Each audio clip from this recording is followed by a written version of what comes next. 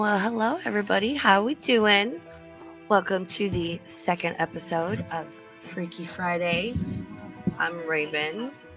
I'm echoing. It's it's already a hot mess. How's everyone doing? Let me get into my chat.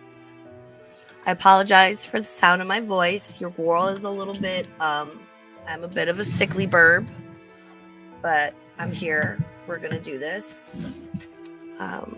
Welcome in everybody. Thanks so much for being here. Oh, that music's a little... I like this music. It's creepy. It's so creepy. Sarah K, my love, how you doing? April of Chaos, also known as, says Country Crock is butter. Cher Bear, how you doing, my love? Good to see you. I'm sure we'll get more in. Hecate, Tina. You guys, don't worry. If you can pop in, if you're just listening, replay is always important as well. It's okay being confused. You know, this is my constant state of being. I'm always like, I'm going to plan it out and I'm going to start and and I'm always down to the last minute before stream because there's a lot going on in these YouTube streets and trying to keep up is not easy. Irma Gerd, welcome in. Thank you so much for being here. But that's another reason why on Friday nights, we're going to do this. I might try and do it a little earlier at 6 p.m. For my East Coast peeps. But yeah. Very much looking forward to this. I'm already starting to look up other topics like the Denver airport. Of course, all of the Hollywood symbolism stuff that's endless. There's so much to that.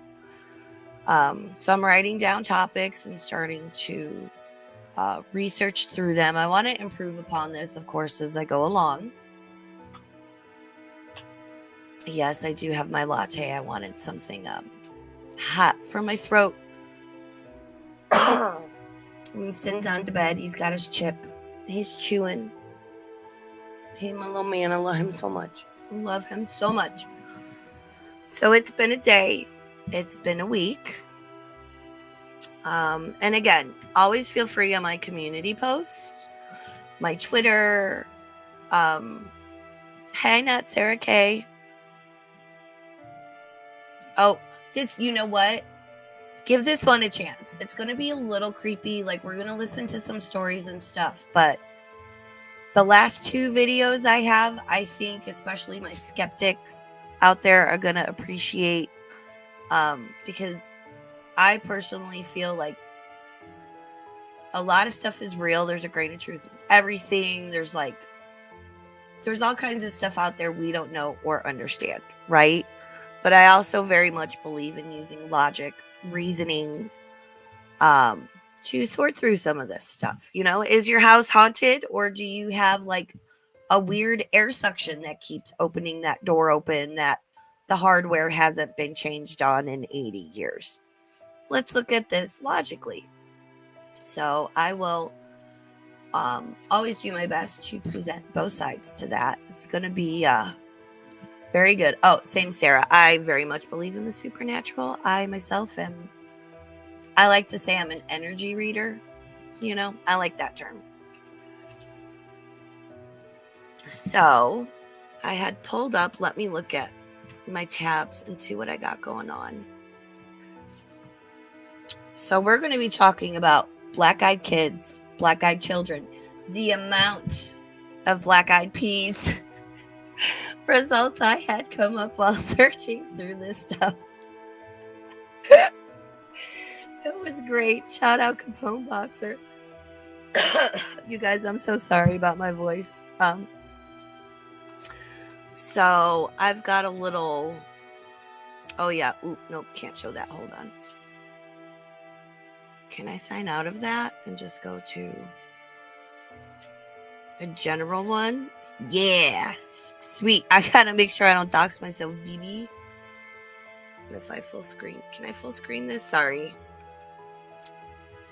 Wow. Can I click on this? there's nothing else that... Well, I can just share the tab.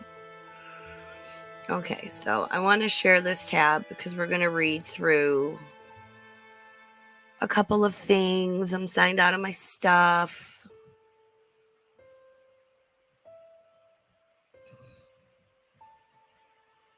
A flying tea pitcher. Ooh, poltergeist activity, not Sarah K. Also known as Jessica MG. You've got to have humor about everything, you guys. Everything in life. Hi, Erin Tay. Welcome in, welcome in. Thanks for being here. Again, I apologize for being scattered. I have to say, like, doing this 5 years ago would have been different today. With a lot of this stuff, a lot of it scrubbed of, compared to things I remember watching, like, back in the day. I've been running these YouTube streets since, like, 2011, 2010. So, and I'm not complaining that there's, like, more produced content and whatnot, but I miss, like, the good old days of the grimy cell phone video, and it was like, I caught something. What is it? My first iPhone I think I had the second version of the iPhone, which is why I'm Team Samsung. I'm just saying. And, like, YouTube was so new. The first video I ever looked up was where the Russians drilled so far down into the ground, they supposedly could hear, like, the screams of hell coming up. That was the very first YouTube video I looked up. And now here I am. So, yeah, it's great. If that doesn't tell you where my mindset is. Oh, the flying tea pitcher. He just didn't like where we put it. It's okay. He meant no harm. He's a nice guy, We're going to get into all that stuff. I'll tell you what. I'll tell you this, though. There's no such thing as a child ghost. There's no such thing. It might be a residual energy mark left. There are no ghost children. If you see a ghost or are contacted by anything that says or presents itself as a child, I need you to bend over, grab your ass, and run. Because that is, in fact, a demon or a devil. There are no ghost children. There's not. Why? Why would you leave this meat suit and be like, I want to be 7 years old? Think about it. It does not happen. I've encountered and interacted and dealt with many entities, spirits, energies, and whatnots. There are no such thing as ghost children. It's a demon parading as a child, because what's the first thing you do when you see a kid? Especially as a woman. You get protective and nurturing, and you're like, ooh, oh my God, so sad. And nope. No. And yeah, we'll get into, like, Ouija boards and all that. Don't fuck around with Ouija boards and other stuff. We're going to watch some Dorota Maxwell before that, because words matter. I need to pay more attention to that. So, let me hot mess my way. Let's get into this. God, why is that? I don't know if that's my setting. Oh, yes, Sarah K. I'm down for ghost dogs and cats. Listen, any of the fur babies. I will take all the fur babies. I love the fur babies. I especially love dogs. Like, so much. Oh, wait, then. My pain level's good. All right. Again, thanks to everybody for being here. Make sure, not that there's that many people in here, but do make sure you're on all messages and not top, because YouTube. So I want to share this tab I want to start by going in,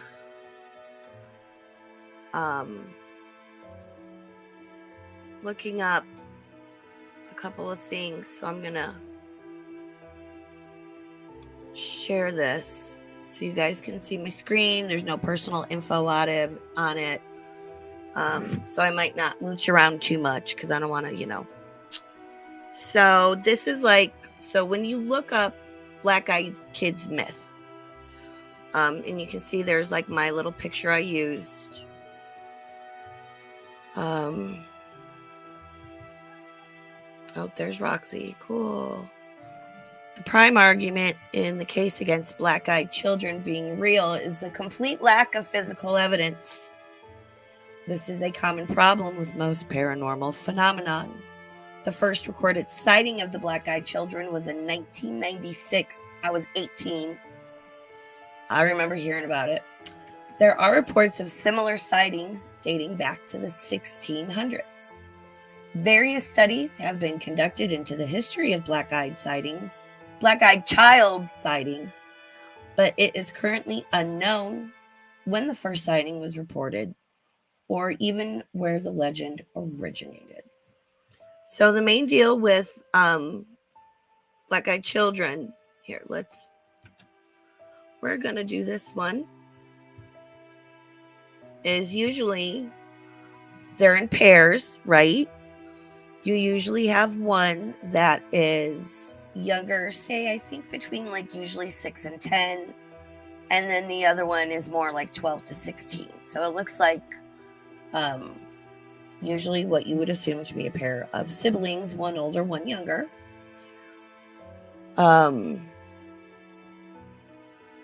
And hey, welcome in, Shadow Hair. Good to see you. Thanks for being here. And they will knock on your door.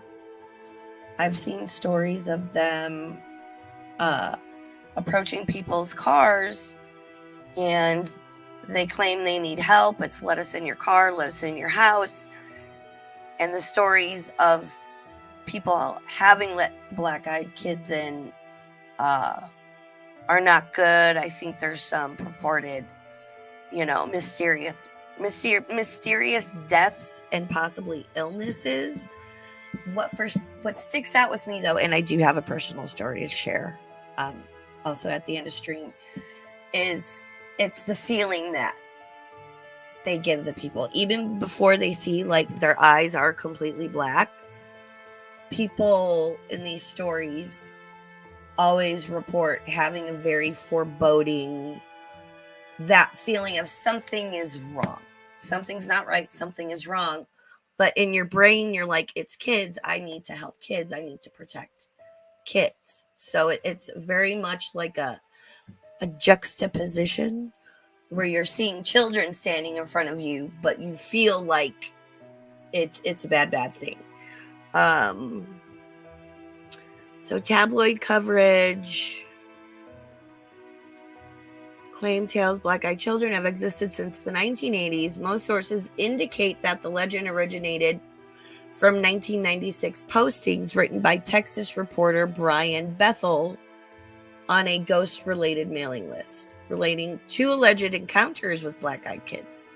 Bethel describes encountering 2 such children in Abilene, Texas in 1996, and claims that a second person had a similar unrelated encounter in Portland, Oregon. Bethel's stories have become regarded as classic examples of creepypasta and gained such popularity that he published an FAQ just to keep up with demand for more info about the new urban legend. In 2012, Bethel told his stories on reality TV series Monsters and Mysteries in America. I saw that when I was doing research. He wrote a follow-up article describing his experience. There was a horror film in 2012. Kickstarter. We need to kickstart Death Fat Airlines, I'm telling you. Okay, so basically, I want to get to... Well, it doesn't really say, like... Don't let him in your house, basically. So we're going to... Let me get into my playlist. Catch up with chats. The lights are now on. And they're very pale. It's like, let us in. We need help. And you just listen. I don't care if it's with an urban legend of a black-eyed kid or whoever's standing in front of you. If you are ever uncomfortable helping somebody, letting them Oh, can I use your cell phone? And, oh, can you let me in your car? Can you let me in your personal space? Can you let me near you or in a space of yours that makes you vulnerable, where your safety is compromised? And I have a completely different viewpoint of this now, especially in the past year, as somebody who is a trained gun owner. Trained, highly trained. Don't get near me, because I don't know who you are if you want to hurt me. And my point is, because ADHD, it's okay to say no. Would you rather possibly be rude to somebody, but have all your limbs and your phalanges and everything intact and not be hurt or have your shit stolen or, God forbid, worse? It is okay to tell people no. Like, I've had so many friends, especially women, that are like, well, this guy came up to me at a parking lot at 2 a.m. and I didn't want to be rude. Miss Ma'am, that is the exact time you are rude. Be rude. It is okay to be rude. And I think especially as girls, we're taught like, oh, you guys know what I mean. You know what I mean. No, absolutely be rude, because I'm going to protect me and my own. And if my dog is with me, oh my God, don't come near my dog. I will hurt you. Okay, so let's get into... So the first one we're going to watch is from a channel called STORIED, and this will get copyright claimed. I don't think they'll knock down my live stream. I'm not monetized anyway. I don't fucking care if I ever get monetized. But all of these live streams will be claimed if down the road I reach a certain point, whatever. I may or may not throw a Cash App up at some time, but I honestly don't care if I ever make a penny off of YouTube. That's not why I'm here. Okay, so this first video is from a channel called STORIED. All links to videos are in my description. And it's Don't Let Them In, the Urban Legends of Black-Eyed Children. I guess it was like in conjunction with PBS or something. So, let me... Yep, Sarah K, listen, if someone came up to me and started talking to me at 2 a.m., I would nope. What? And transitional spaces are the most dangerous. In a parking lot, coming and going from the grocery store, getting in and out of your car, any transactions with money, ATM, in and out of your car, walking out of the Starbucks, transitional spaces. Like, you get in your car, you go, don't hang out. This is why a bird is always packing. So, and if I was driving by and saw somebody else was in trouble at gunpoint, I would pull over and I would help that other person who was in danger. That's another reason I carry and I train. It's not just to save my own ass, but I might save somebody else's one day. Are there black-eyed kids? That's what we're going to explore, Ursinate. If I can stop running my mouth. Sorry. I know. I'm sorry. Okay, so we're gonna watch this, and again, stay till the end. I've only got a couple of videos planned, because I don't know. I remember there being like a lot better stuff out there than back in the day, than there is now, unfortunately. So let me get to sharing my screen, and we're gonna watch through this. This is from the channel STORIED, and links are in my description. For supporting PBS. You're relaxing at home when there's a knock on the door. You peer through the peephole and see a small child with their hoodie obscuring their face. You open your door and ask if they need... How is the sound? Is it good? And you can adjust the sound on your device as well as the quality on your device. Hi, Jarella. Welcome in. I'm sorry. I got to catch up on chat. I'm sorry. Yeah, it's paused on a blue screen. It's fine. I just want to know how the sound is. Need help, but when they look up, you are staring into black, lifeless eyes. It's not hard to figure Why out is why it- these creatures horrify us so much. It's in their name. Black-eyed children. Y'all. See? Okay. Wait. StreamYards, why you do this to me? Why is it doing that? Wow. There we go. Okay. I got it. Welcome to the Hot Mess Express. Are you sick? Are you stressed out? You still gonna do your stream? You betcha. Are you gonna be a hot ass mess while you do it? But I'm fucking here. I show up, BB. There. Okay. Got it. We got it. Fuck yeah. Cryptids, also known as BEK, are modern monsters whose eerie and unnatural appearance and behavior inspire fear. The unusual eyes are unnerving, but it's the age of these monsters that really amps up the terror. What is it about evil children that freaks us out so much? Because children are supposed to be innocent and pure, sweet little baby angels, and they represent hope, and they represent potential, and they are unspoiled by this world, and that's why. And I'll tell you what, I can deal with a lot of weird, freaky looking stuff and like the thought of things. It's the eyes. The eyes truly are the window to the soul. I mean, look at the people we watch in Gore World.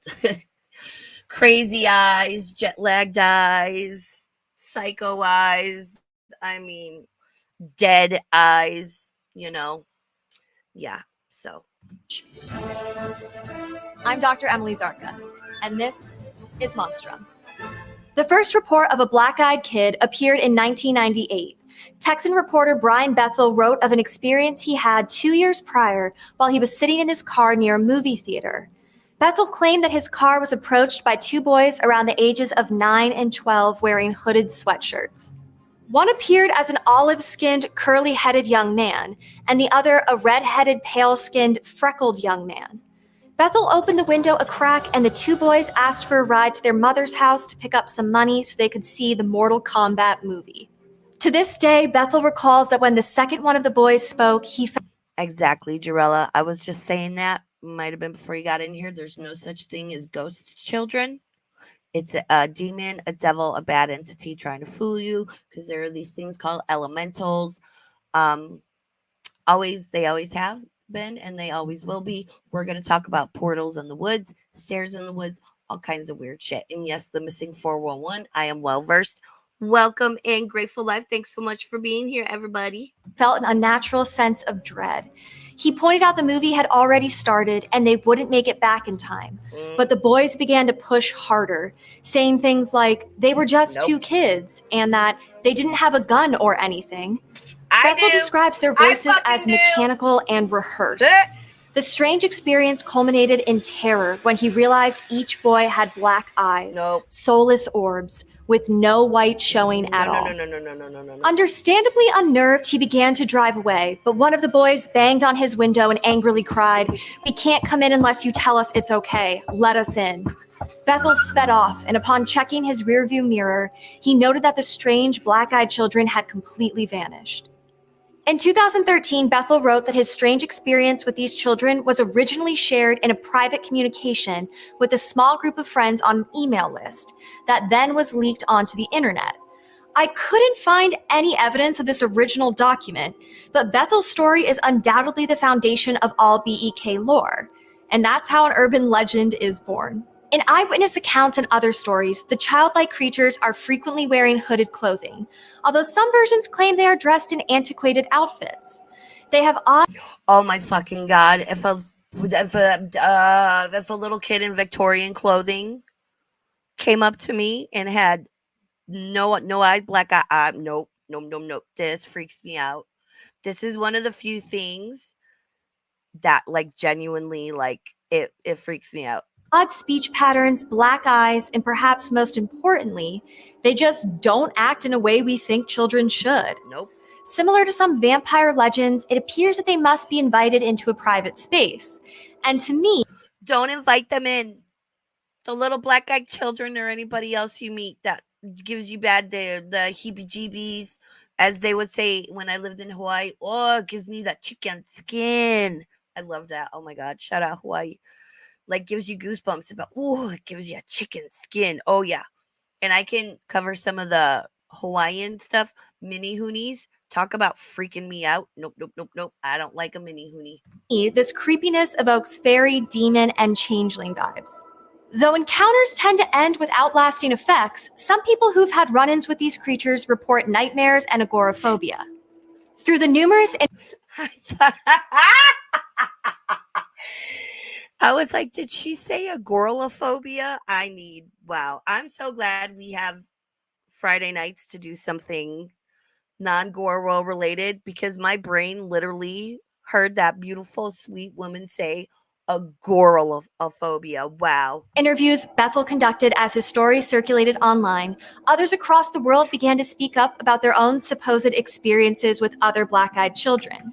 England in particular seems plagued by black-eyed children, and they often serve as fodder for tabloid magazines and newspapers. Like in 2014, when songwriter and paranormal investigator Lee Brickley was I think, again, I will say, I think there's a grain of truth in everything. Is it people's imaginations? Are they flat out lying? Is it a real thing that can also be hoaxed? I don't know. I would love to know your thoughts. interviewed by the Birmingham Mail about the sighting in Cannock Chase, England. The sensational story was quickly picked up by the British and international press. Brickley had been investigating rumored sightings of a black-eyed ghost in Cannock Chase, including one where a woman and her daughter were out for a walk when they heard screams and spotted a child wandering alone. The mother ran to catch up but could not find the child. When she turned back around, a girl appearing to be 10 years old stood there with her hands over her eyes. She asked, "Are you okay? Were you screaming?" The girl just dropped her hands and revealed eyes the woman said were completely black. No iris, no white. Startled, the woman grabbed her daughter and jumped back. When she looked up, expecting to see the child, she'd vanished. Interestingly, Brickley also claimed the same girl, whom he calls a ghost. I am so glad I have Winston in here with me because my little man's, my little baby boy, my sweet little baby man's barks at the slightest sound or movement. He is my alarm system. Winston, I love you so much. Ghost had been seen 30 years earlier in 1982 in that same area by his own aunt, something he wrote about in his 2013 book, UFOs, Werewolves, and the Pigman. Brickley claims that his aunt heard a child crying at night, and following the sobs, she came upon a girl about 6 years old who looked up at her with completely black eyes before racing off into the woods. Even a police search for the child turned up nothing. The sightings of this singular female BEK in Cannock Chase may be connected to a real-life tragedy that influenced Brickley's identification of the creature as a ghost. Cannock Chase made headlines in the 1960s as the site of one of the largest police investigations in British history, the search for the murderer of 3 local schoolgirls. Oh, yeah. Some say the black-eyed child of that area is the ghost of one of the girls, and it would make sense that a young female resident who grew up with those stories would believe that she had seen something even if it wasn't there. Yeah, see, I mean, I think, we get, I want to believe and let your imagination get away with you and all that stuff. I've done that, but I've also had genuine experiences. But I also will be like the story I'll tell you at the end of everything of my quote unquote encounter with a black-eyed kid. I don't know what it was. I can tell you what happened and all that stuff. But yeah, I mean, I don't think it's good to completely believe in. Okay, hold on. Let me Chantel my way back a minute. There are obvious things that for me personally, I'm like, how can people not see that? It's everywhere, blah, blah, blah. But that's like, again, the Hollywood, the symbolism, the occult, all the P-file weird shit like that going on, right? Like it's so in your face at this point. And then, but it's things like urban legends and stuff like this. Yeah, I try to be like, do I quote unquote believe in it? Yeah, because it's fun and it's scary and I like to be scared and I like to talk to people about it and do stuff like this. But I also realize it might not be, it probably not be, and there's a whole other side to it, which I will be presenting. As the urban legend of the Black-Eyed Children evolved out of references to eyewitness accounts of the monsters in the British and American press, their presence across media of all kinds exploded. Numerous YouTube videos claim to show evidence that such creatures exist.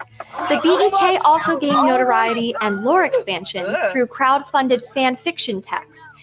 Also, welcome in Raven, Autry, Squaw Squaw, my fellow burbs, Squaw Squaw girl. And productions like Sunshine Girl and The Hunt for Black-Eyed Kids, The Black-Eyed Children, and Black-Eyed Children Let Me In. The comic series BEK expands the monster's threat with the invention of a violent origin story, where regular children turn into black-eyed kids if they murder their family. BEK are such great modern folklore because they defy romanticized notions of childhood and the inherent goodness of children, ideas that have evolved over time. The perception of children as innocent and weak, requiring constant adult instruction both morally and physically, is a relatively modern invention. Prior to the Romantic period, children were largely socially insignificant. They were background characters, relegated to chores, familial duties, and little else. But with the progression of the industrial age in the late 18th century, as infant mortality declined and literature and philosophy regarding child education grew, alongside increased scrutiny around child labor, the cultural concept of the child changed. Childhood became a sacred cultural symbol, a time of perceived innocence and happiness when children were not valued for their usefulness or economic viability, but rather for their hopeful possibility and vulnerability. This view of childhood continued to progress and evolve well into the 20th century, when the seismic social shifts following World War II changed everything. Suddenly, youth culture and scrutiny of popular media's influence on children became hot topics, and 1950s pop culture was flooded with movies and literature showing bad kids and juvenile delinquents. Around this time, the theme of children being born evil became a prevalent one, as we were introduced to ever younger characters with... Listen, it's possible. Look at the people we watch, like, damn. And if they're not born that way, they're made that way. Genetically inherited threatening characteristics, like a desire to kill and mind control. Then through the 1970s and all the way into the 90s, we see a spike in horror texts with children possessed. I'm sorry, I love The Exorcist. I watched it the first time when I was 13 years old. Grew up hearing about it when I was younger. Everybody told me I looked like either, what's her face that played, what's her name? Linda Blair. I got Linda Blair and Drew Barrymore a lot growing up. And the first time I watched this, my best friend and I at the time were like 12 and 13.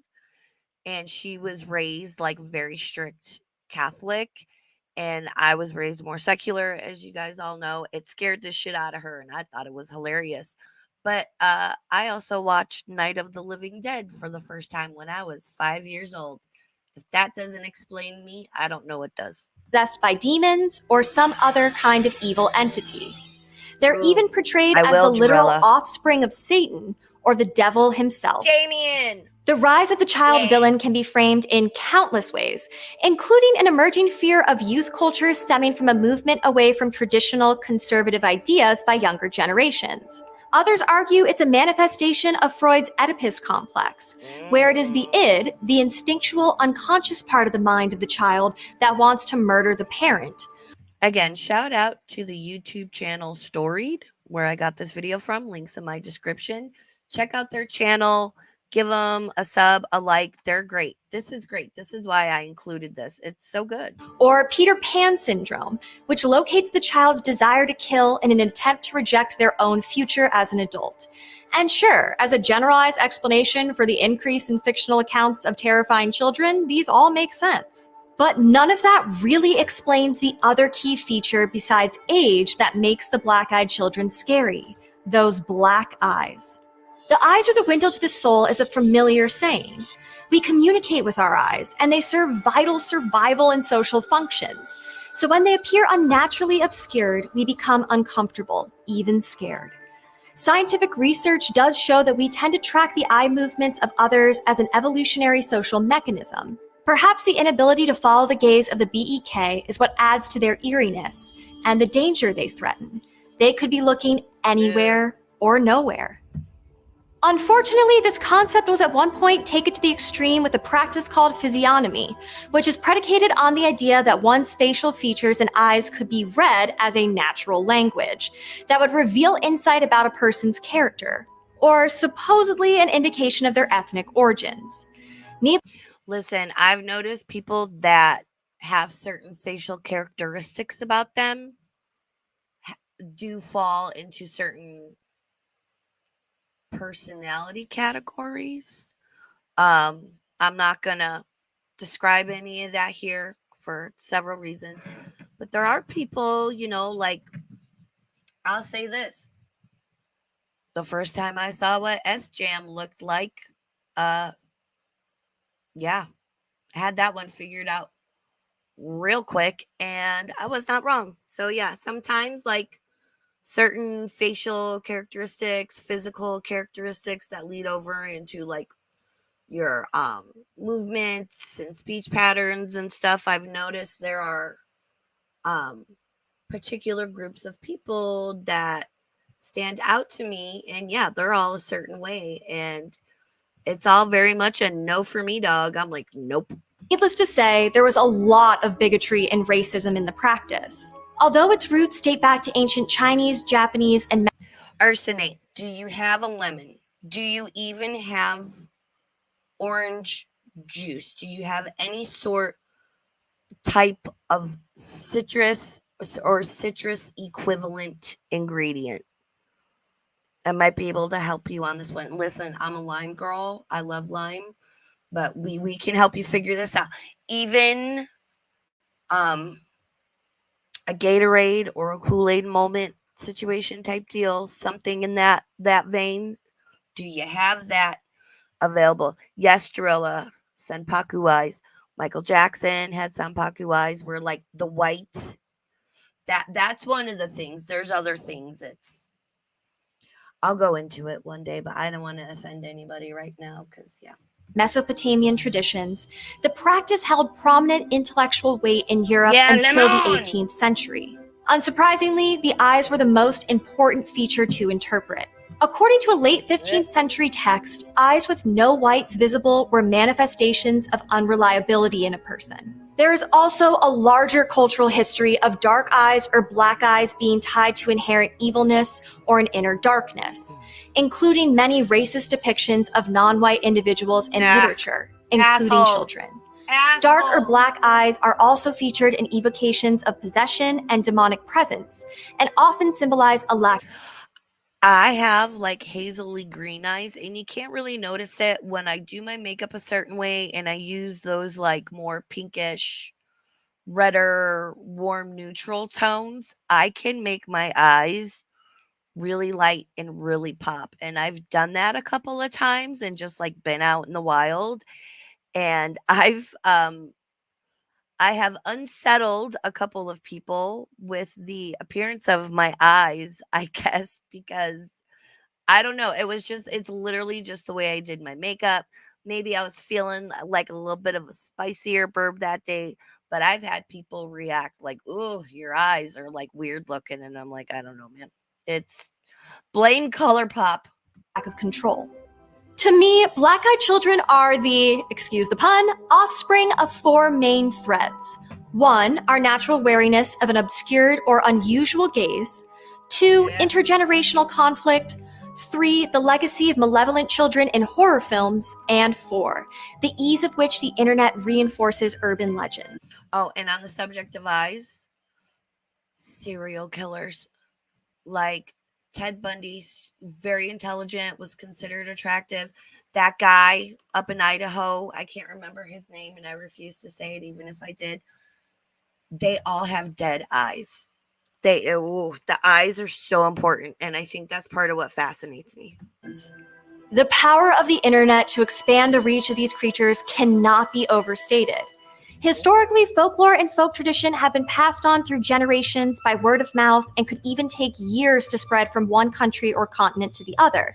But in modern times, the World Wide Web functions as a global town square, the electronic equivalent of sharing stories by the fire. I know that personally, thanks to a combination of The Children of the Corn and the French film Them, I am terrified of trick-or-treaters, which, yes, makes me somewhat of a Halloween Grinch, but it also helps me understand why stories of BEK continue to circulate. Obviously, we know that my fear of trick-or-treaters is largely irrational, and we know that there aren't soulless children out there trying to kill us. Right? I mean, the black-eyed kids are always trying to breach the border from outside to inside, from a public space with witnesses to a private, more solitary one. Their faces are obscured, their eyes unreadable. This particular urban legend seems to tap into something deeper. We are genetically programmed to care for and protect the youngest of our species for survival. So when they are portrayed as sinister and dangerous, it is deeply unsettling. The world of BEK suggests that if you care for children, they will kill you. And if you ignore them, they will haunt you. Girl, right in front of my latte and everything. Well done. Thank you to Ancestry for supporting PBS. Was that your great-grandmother keeping the family together? Was that your great-grandfather paving the... Okay, we're not gonna go through the thing. So that was the first one. I was like, ooh, I thought it was very well done. They brought up a lot of really nice points about stuff, you know. Let me get... We're going to... Oh, what's this one? Oh, we're going to play that spoopy one. Let me get to my comments. Arsenate, how is the margarita? What is the margarita situation? Are you okay? Have we accomplished it? Because I don't drink, but I love a margarita, which is why I don't drink. Yeah, same share. Same. I don't drink for many, many reasons. So if anybody ever needs a sober buddy, I'm here. How you doing? Lattes, vanilla lattes are my thing. So, yeah, I think that's why this creeps me out so bad. Is one, the eyes are the window to the soul. I mean, it's the first place you look at with somebody. Because of my past, I have a hard time making like eye contact with people I feel like some type of way about or whatever. Like if I like somebody, I can't make direct eye contact with them. But if you're like a creeper and I think you're going to hurt me, I will turn around and look right into your eyes. Like, I don't know. I'm weird. So yeah, we're, our instincts, I think as humans and as a society, are to protect children. So that's why I find this urban legend so fascinating. Creepy is because one, the eyes are just freak me out, like black voids or like the ones with the whites or demonic type eyes. And like she was saying, where your instinct is to protect children and that they're innocent and they're vulnerable. So when it's, stories or the possibility of being presented with, children that first off probably aren't really children and want to hurt you, it's very... Oh, nice. Okay, good. As long as we're good.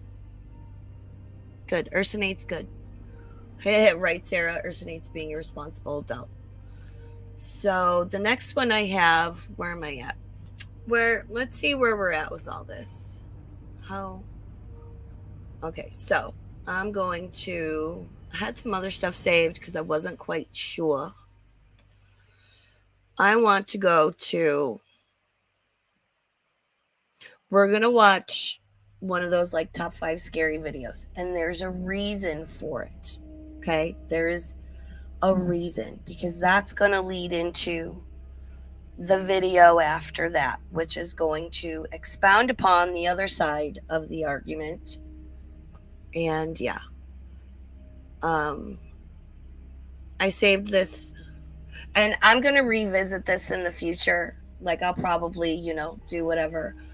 I don't want to drag this out too long. Again, I'm sick, but there's a story time from this one girl I pulled, but her whole channel is like paranormal stuff, and I want to check her out a little bit more. So we're going to watch this one. Let me share my screen.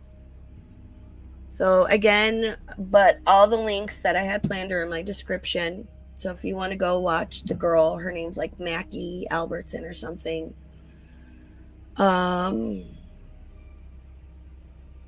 me. Oh my God, my brain literally doesn't want to work. So we're going to watch this top 5 one because that's going to lead into the other side of the coin for this. And it's a fun little video. And I know they've labeled these as 5 scary black-eyed kids caught on camera. I've seen these clips all around on other lists. I know it's one of those like top 5, top 10 Burger King foot lettuce. Shout out Chills, absolute legend. And this is the type of channel just throws this shit together. But he had one of the clips I was looking for from a particular channel, which there's a whole story behind it that we're going to get into, which is why we're watching it. I'm sorry my brain works this way. I'm so sorry.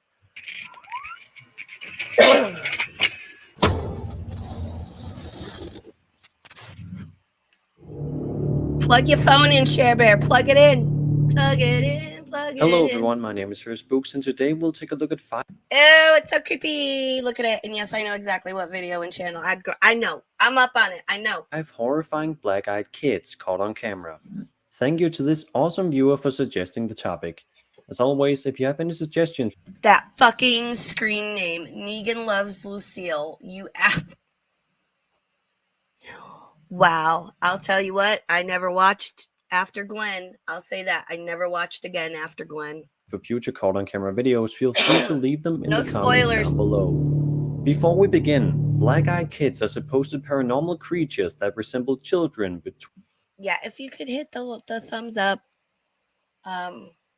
replays, sharing, getting the word out. I know I kind of suck at this right now. I'm going to get better as I go along. But I appreciate everyone being here. I appreciate your help and your support. I just like having fun in my little corner of suckage. Between the ages of 6 and 16, with pale skin and black eyes. They are reportedly seen hitchhiking or appearing on doorsteps of people's homes. Black-eyed kids are truly disturbing, and I managed to find a few creepy clips of them out there. And especially the final clip is very creepy, so stay tuned. Alright, let's start off the list.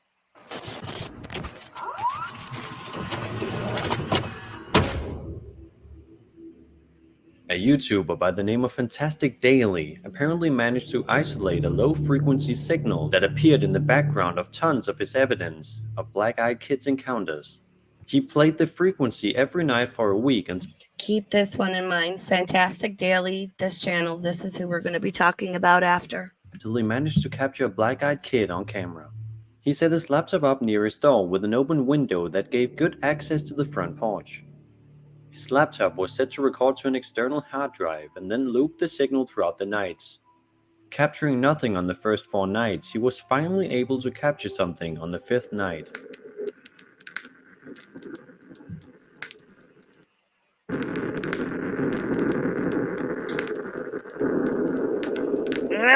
Oh, it is so creepy though. It is so fucking creepy. Oh my God.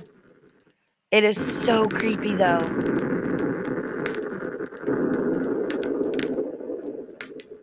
Spoiler alert, it's not real, but it's so fucking creepy.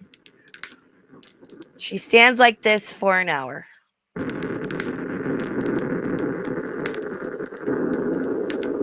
Isn't it? It's just, I don't care if I know it's not real, but oh my God, it's so creepy.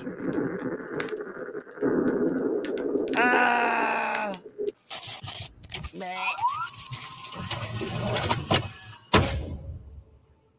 I've seen this clip, and this clip does freak me out, and I think this clip is possibly real. See, don't go in the woods. Fuck the woods. Absolutely fuck the woods. Operators of a drone were capturing footage of a volcanic chase and managed to spot a figure, so they took the drone down for a closer look and supposedly caught a black-eyed kid on camera. Take a look.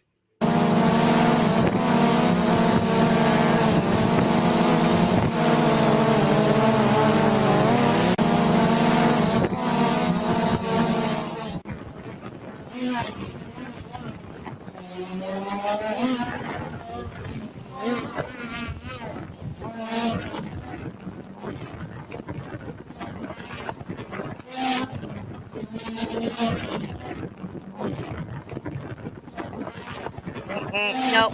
No, no, no, no, no, no, no, no, no, no, no, no.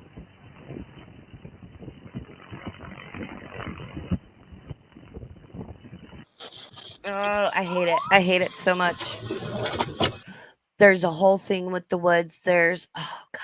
I need to find, it's this one guy. I absolutely believe his story about being in the woods.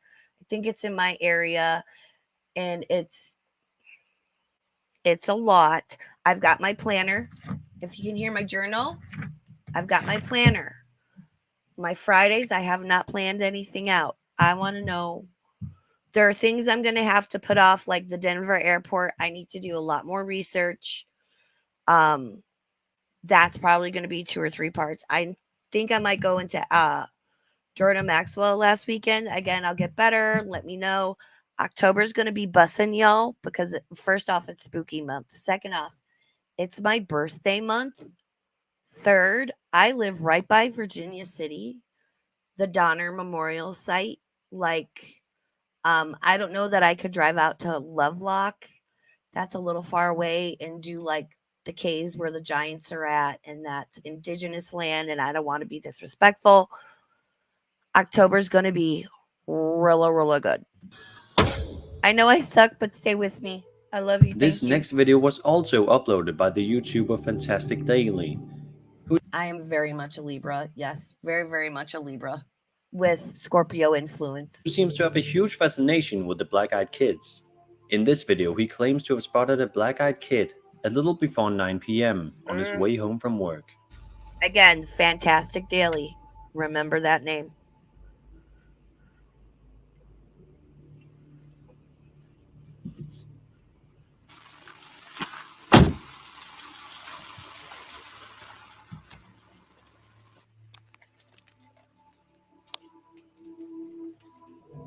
Nope.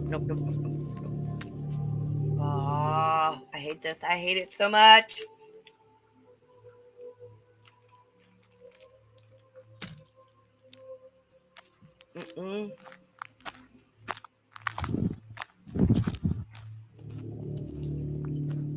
Again, I know this isn't real, but that's still. People have pointed out that his channel could be a hoax since all of his videos are dedicated to black-eyed kids.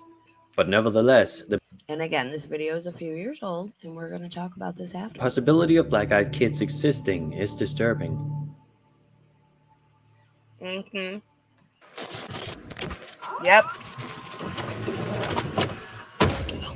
Yay! This video also comes from the woods of Cannock Chase, and it was captured by a team of paranormal investigators. After setting up cameras, the team trawled through Cannock Chase, Staffordshire, in the hope of capturing a ghostly apparition on film. While the supposed black-eyed child is very hard to see, they claim that it definitely shows one.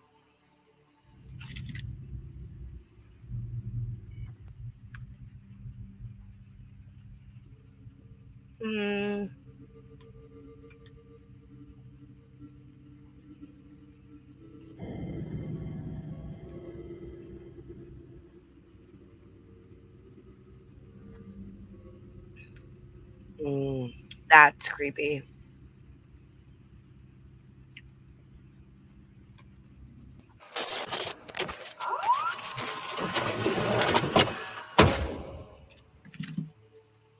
Now, I promised the last one would be creepy, and I think it really is. This one I fucking hate because it could be anything back there. It's probably investigators looking. It was caught on live news footage at the scene of a fatal You're accident. reaching, Someone had recorded the footage and noticed some strange figures in the background of the scene. You're reaching on this Take a one, look. bro.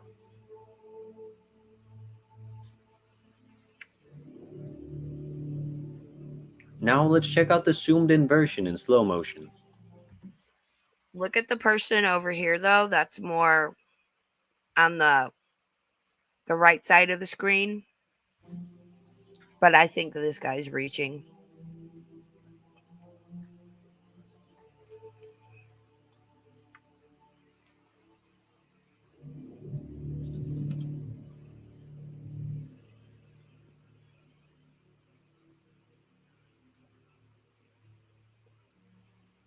Okay, it's a little creepy, but again, It could be an investigator. It could be a looky-loo that's like, ooh, what happened? Let me go look. Trying to be discreet, but I don't know, man. It is creepy and inappropriate. The fact that the footage comes from the news gives it some credibility, but some people think it's just some curious people checking out the scene for themselves. But they do look a little strange to be normal people, though. Their faces are also obscured by brush, and that could be an effect. Wow. Sir Spooks, I'm not a huge fan, but like I said, I wanted to find those fantastic daily clips because I don't want, sorry, I'm eating Three Musketeers bar. Hashtag fatty. Fatty, fat, fatty. Give me all the sugar and caffeine. So, that's Sarah. Oh my God, Sarah. I love you, Sarah, so much. So, I showed that because, like I said, I wanted to bring up Fantastic Daily. I don't want to sit here on any topic we talk about, and have people think, hey, Illyria, welcome in. Thank you so much for being here. I want everybody's welcome. Like, everybody's welcome here from across all the Gore World communities, right? Everybody's welcome here. All viewpoints, thoughts, and opinions on paranormal, urban legends, all this stuff are also welcome here. And I'm not going to sit here and just present, well, this clip and this person and that. No, it's true, it's true, it's true. Like I said, I try to balance things because, again, Libra, shout out Libras, hey. Both sides to the argument, all the possibilities. You will find those subjects where I'm like, nope, absolutely, this is 100% true, or I think this, or you can't tell me otherwise. That's more, again, stuff like Hollywood symbolism, all the weird stuff going on over there. But, like, are vampires real? Man, I don't know. Some iteration might be. Maybe some mad scientist in some weird underground military base was like, let me fuck around and find out, and could have created one. I have no idea. Do I love stories of, like, the Vampire Brothers in New Orleans? Absolutely. Do I want to sit here and talk about it? Yep. The Casket Girls. New Orleans is my ultimate destination. I want to do all the creepy, spoopy things. Yay. So, that being said, I think Black Eyed Kids is definitely one of those topics that is much more of an disprovable urban legend. Now I guess we'd refer to it as a creepypasta. And while I do think there is something out there and that some of these stories are true, there's also the other side to the pancake, which is no, it ain't. And it's a fucking hoax. So remember the video where that guy's like, I set up a laptop with the frequency, and on the fifth night, the Black Eyed Kids, and then he got out of his car. That was a fantastic channel that's no longer around. And by the way, allowed as in permissive is spelled ALLOWED. I don't know who out there needs to hear that, but wow. Yeah, nobody here, but somebody out there needs to hear that. So Fantastic Daily, which was one of the clips I wanted to hunt down, which is why we got Sir Spooks And then I found this channel I'm already subscribed to. It's called Inside a Mind.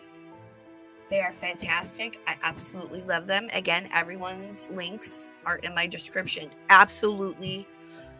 I know I'm always like, subscribe and like him, but no. Abso-fucking-lutely subscribe to Inside a Mind. They make some great videos. We're fixing to watch one of them about Fantastic Daily and what happened concerning his for sale. I'm sailing, take me away where all the sea. Yeah, words are hard. Words are very, very hard, and I am that person that will put the asterisk and correct the bitch because words is important. So, Fantastic Daily. I don't want to go into too much because it's going to be redundant of what's in the video, but I bring this up to show that, one, I understand not everything is real, that I appreciate situations and channels like this for showing the other side of things, like urban legends, paranormal, that there are people that fake. There are people that maybe don't flat out lie, but do greatly embellish and straight up hoaxes. I would not call what Fantastic Daily did a hoax. I would call what Fantastic Daily did as a creative endeavor, and it was great. And like I said, I've been running these YouTube streets since like 2010, 2011. I remember all this going down. I didn't realize how it ended. I just remember hearing like, oh, Fantastic Daily is fake. It's not real. And I was kind of like, yeah, I knew it wasn't real, but it was fun. I'll let Inside of Mind and Fantastic Daily explain that, but I want to show the other side of the pancake. Not everything here is going to be like, oh my God, I believe everything and everything is real. No, trust me. I have a healthy dose of logic and skepticism. And so we're going to get into that. Fantastic Daily, the channel is gone. Somebody did archive it. There's another channel called Fantastic Daily Archive who had re-uploaded all the Black Eyed Kid videos, and he requested they take them down because where this went was fucking crazy, and I think we're all gonna be able to understand it with the where we run and people going out of their goddamn minds and going IRL. Jesus, don't go IRL. Don't go real life. You all know who I'm talking about. Oh, God damn it. Okay, so this is from the channel Inside a Mind. The Rise and Fall of Fantastic Daily. I'm going to put it up to a 1.25 because it is a little bit long, but I really want to watch this. I love this. And again, we present all sides of the argument here on Ravenstar's channel. We like to have discussions, and it's great. So buckle in. This is great. For the past 10 years, there have been a vast amount of YouTube channels and media sites that have capitalized on one simple trend. Today, we're counting down our picks for the top 10 most disturbing videos on YouTube. This is 101 facts about Harry Potter. Number 15. Whether it be top 15 or 100 facts you didn't know, these videos have a simple formula set up to easily digest new information you've never heard of before. But how do you know the information you're receiving is true? Where did they get this information from? Do they have sources in the description? Would you honestly fact-check the video yourself if they didn't? Or would you just move on to the next thing? Today, we're focusing on a channel that prided itself on purposely delivering false information through this structure, promoting it to a community that believed every word he said, until they realized what was really going on.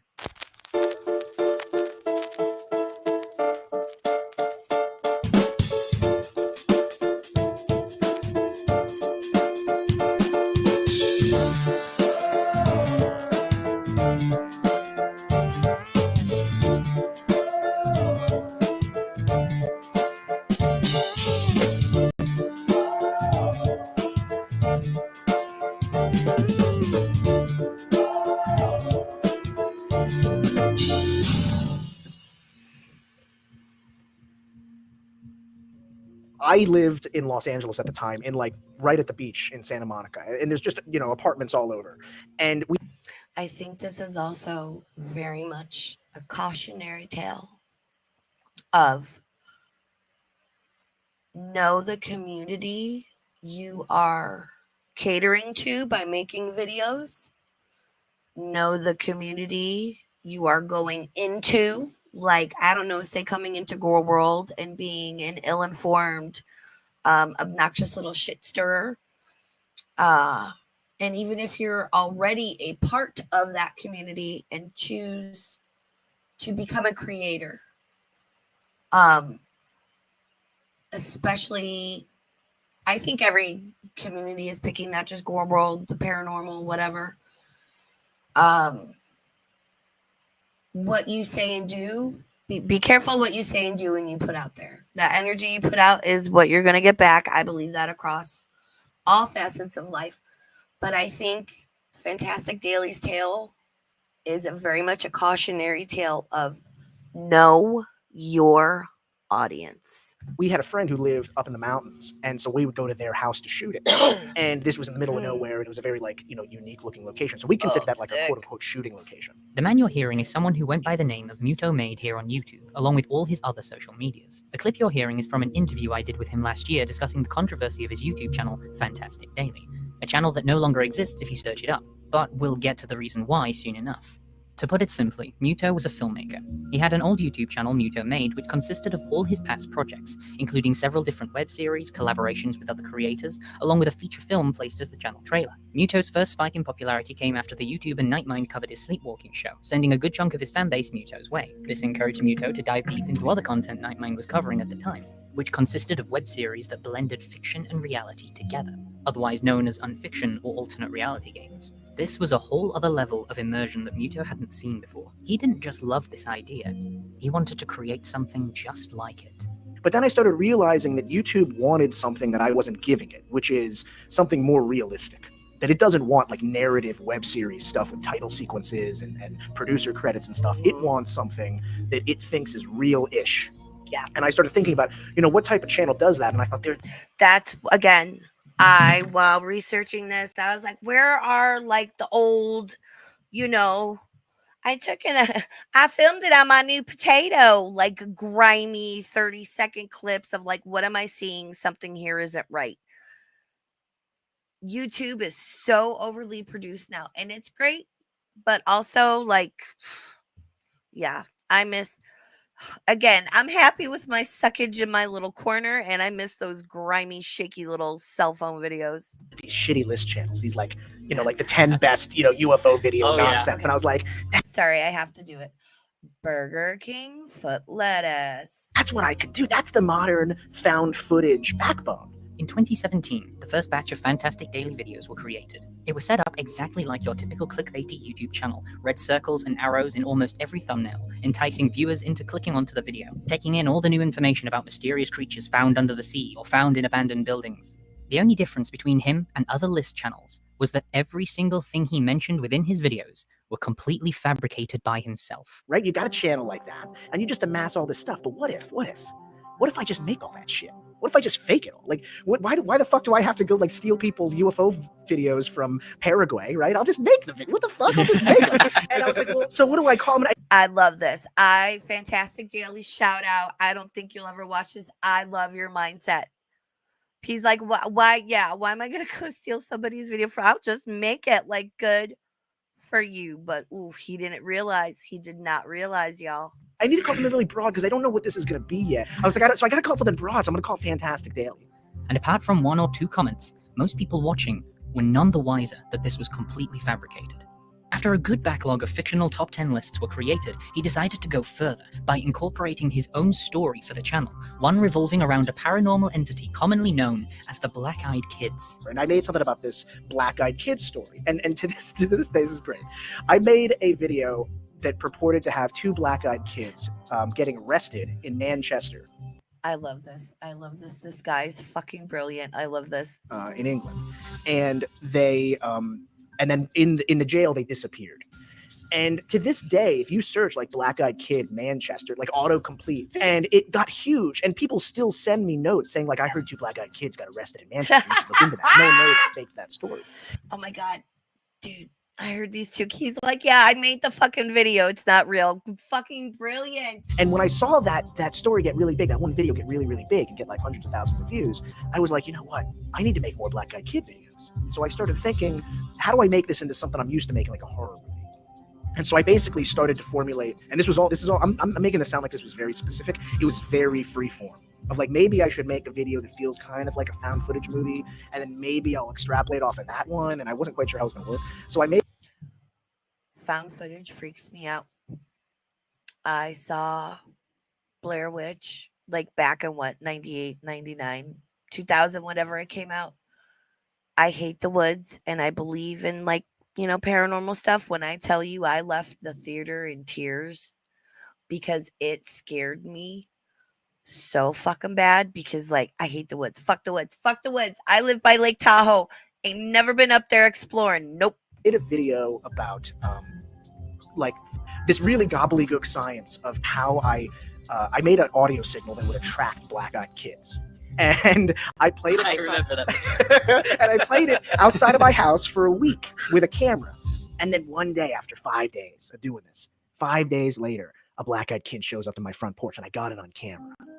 Many people took interest in this. The videos were short and straight to the point. According to these videos, he managed to get in contact with real black-eyed children. But now that he's reached out, they won't leave him alone. He decided to make update videos, posting wacky inventions of him trying to monitor these black-eyed kids. It was all incredibly entertaining at the time, but there was one slight problem. The audience that was tuning in were 100% convinced the videos were real.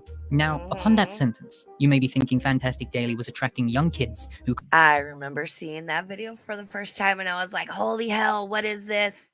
What is this? Oh my God, this guy caught. And then I was like, okay, this is happening too regularly. Like, it's just, I knew.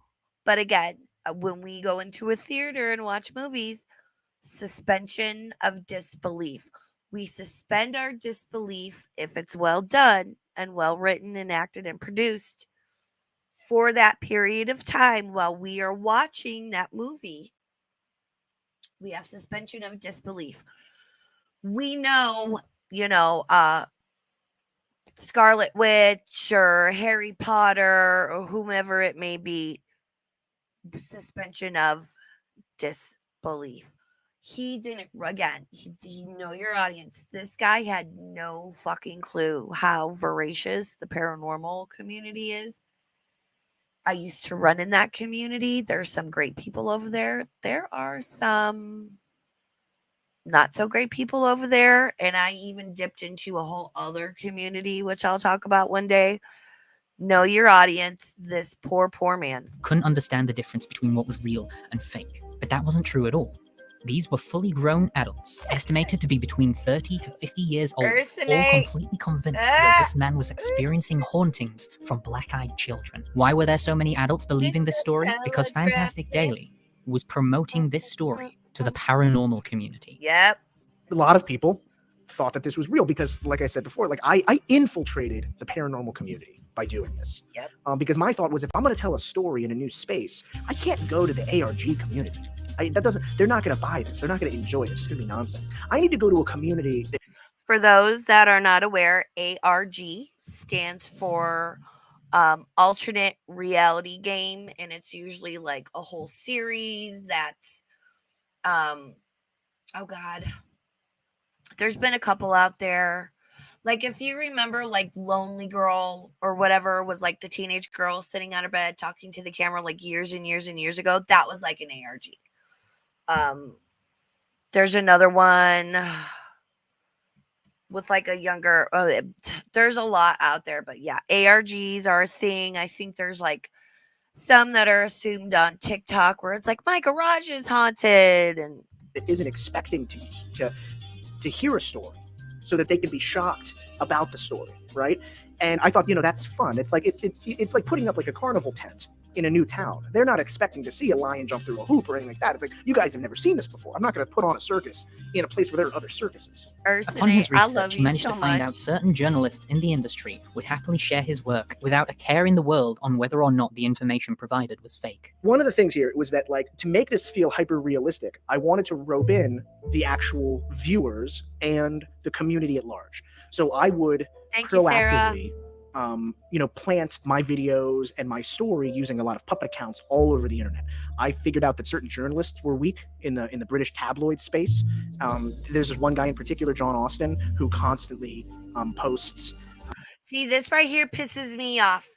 John Austin, because there's Tyler, he does Secure Team 10. It's very much like it's the same.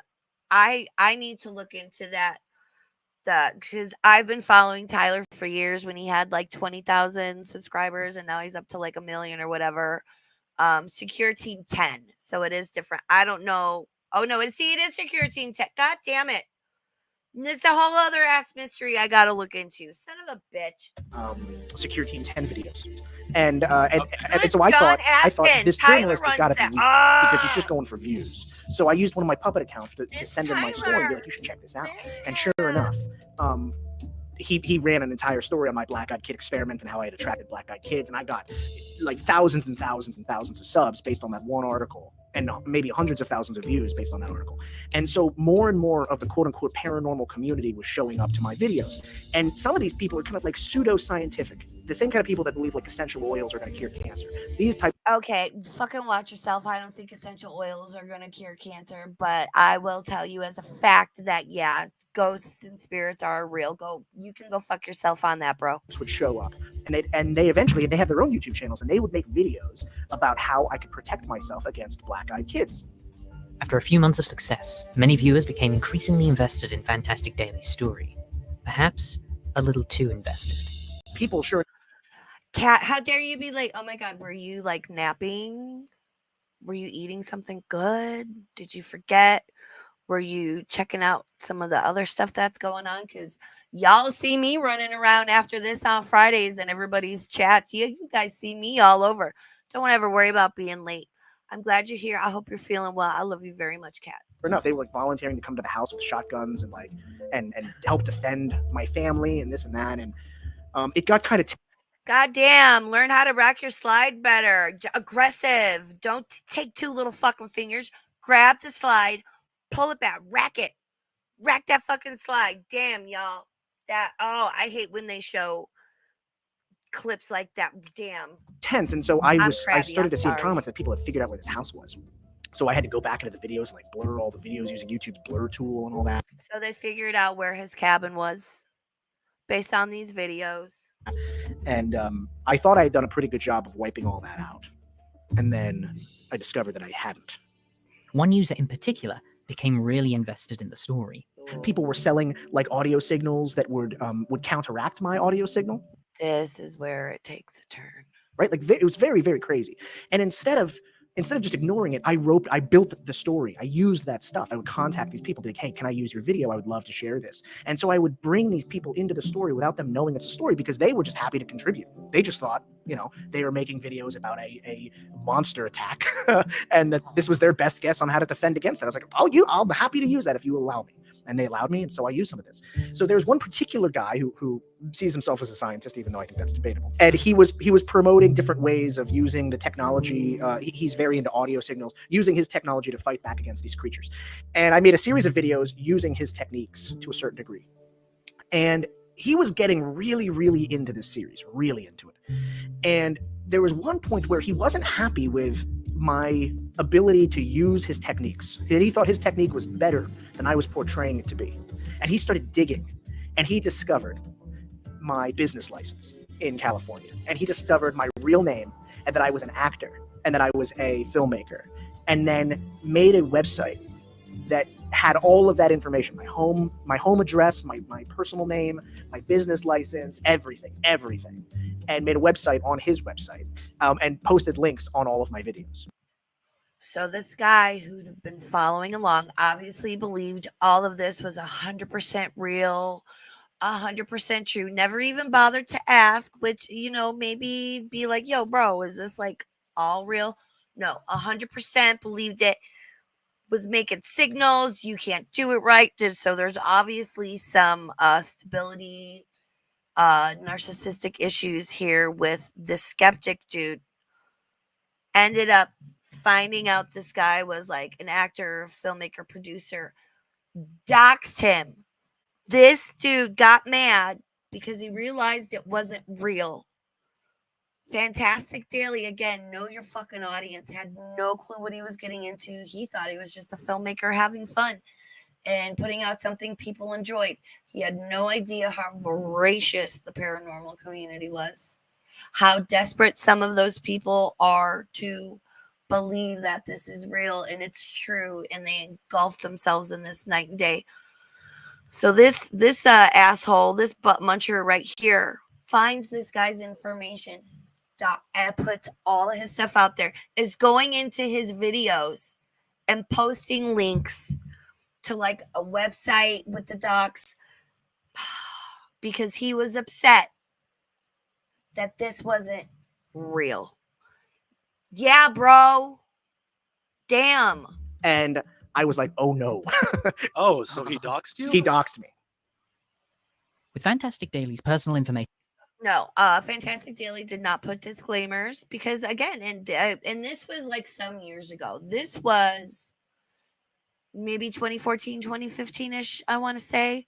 And things were way, like, even still way different back then. So this guy was like, he never said they were true. He never said they weren't true. The paranormal community, people just assumed it was. But should he have put a little something? Yeah, but I think it's also me personally, like, my responsibility to, like, you know, okay, let's look at the rest of this person's channel. Like that one girl whose video I pulled, who's like, my encounter with a black-eyed kid. I pulled that video because it had to do with this topic, but like I said, I want to look through her a little bit more first, because her whole channel is like my haunted garage, going out and looking for demons, and it's a lot. Now being spread everywhere, he immediately tried to get in contact with the man. And so I contacted him privately. I was like, hey, dude, we got to talk. And he didn't want to talk initially.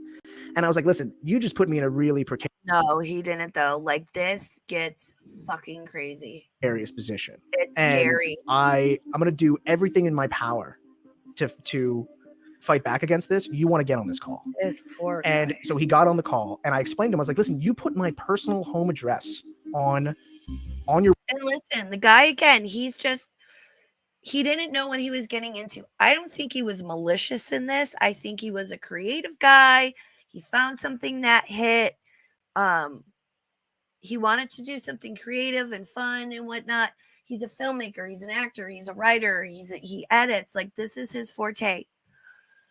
He should have known, like, researched a little bit better. But Mr. Skeptic Mick Insanity over here, Mick Dang, son, had no fucking right. When he stumbled upon his info, he should have been like, dude, I found all this stuff. Is this not real? Have a conversation. And when Fantastic Daily was like, yeah, bro, like, I'm a filmmaker, you know, and he gets into about like putting stuff up and disclaimers. And even if you put something, do you know how much shit I put in my hashtags on like Instagram and my community posts and shit here? There's usually an Easter egg somewhere in a description or a hashtag. People don't read stuff, and that's why I put shit in there. It's great. Your website. And he also published stupidly on this website a series of emails that he had with another viewer, and they were kind of joking about, I guess he'll get what's coming to him. And I was like, dude, I got screen grabs of all of this. This is a nightmare scenario for both of us, right? Because if anything happens to me, I got evidence now that you promoted this. And he's like, I didn't know it was your home address. I thought it was your business address. I was like, you're wrong, buddy. You could have done a Google map and you could have seen in a heartbeat that was my home address. It's an apartment in Los Angeles. So you're gonna take that down, and you need to chill the fuck out. Like, I don't know where you come from in this world of science, but like, monster attacks, buddy, they ain't happening. That was your first clue that this was a fucking movie, straight up. And the fact. This dude, yeah. He's like, dude, monster attacks, they're not happening. That's your first clue. This is a movie and it's not real. Wow. I mean, I can totally see where Fantastic Daily was coming from, but this was still in the time of like YouTube was not produced the way it is now, you know? So this was a different time and mindset on YouTube. The fact that you think that this is some great fraud. I never asked for money. There's no Patreon account. There's no merch. Yep. Just show up to my 2-minute videos every. Again, very important point. This guy was like, you know, didn't, because I don't even think it was a thing back then. Didn't have memberships, no Zupa chats, no Patreon, whatever. Like he said, you come, you watch my 2-minute video every day for free. Like he didn't owe this guy or that community anything. Fucking day, and you will see a drama about how me and my family are fighting back against monsters. And he made like we were friends after that, and kind of wanted to have conversations about it, and made a series of videos about how I was a nice guy and this and that. I think he was kind of spooked that I explained to him that he wasn't. I'm a working professional. I've got the means to make this a battle. This wasn't. He thought this was an unfair fight and that he was going to be winning this. With his real name and address being posted all over the comments section, along with other areas of the internet, Fantastic Daily realizes he can no longer continue in character. He needs to step forward and explain that the whole channel was just a web series. From there, I didn't have a lot of choices. I couldn't continue because I was like, man, now that this is out, this information's out, and he has kind of promoted the idea that, like, his angle was, I'm a fraud. Not I'm a filmmaker, not I'm a prankster even. That I'm some kind of like, I'm some fraud. And I started to see that people in the community, people in my comments were starting to see that, like, that his website existed. And that it had been taken down. And, like, it was kind of like common knowledge that something was going on. And I was like, listen, I got to come out and I need to explain that this is just a show now. Because I've got this shooting location where my friends live, that people may show up. They might think that's my house and try to show up just to punish me. And I started getting death threats as people were discovering that this was just a show. For people who thought that, like, again. All because this guy is like, ooh, cool, black-eyed kids, cool urban legend. I want to make something and be creative, you know. And yeah, this is, again, I want to show the other side to things. As far as, like, you know, because you've got the believers and the skeptics. This is a whole different situation into and unto itself. But, whew, I mean, we're all avid YouTube watchers and consumers and creators. And so I don't know. This fit in with so many things. I love this. Yeah, this was some kind of like fraud.